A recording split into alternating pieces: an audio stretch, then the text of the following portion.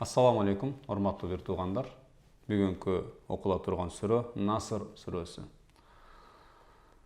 Bismillahirrahmanirrahim.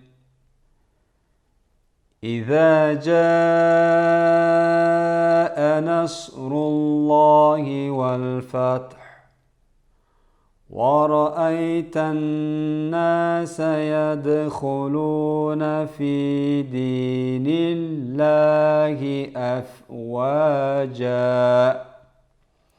فسبح بحمد ربك واستغفره إنه كان توابا بسم الله الرحمن الرحيم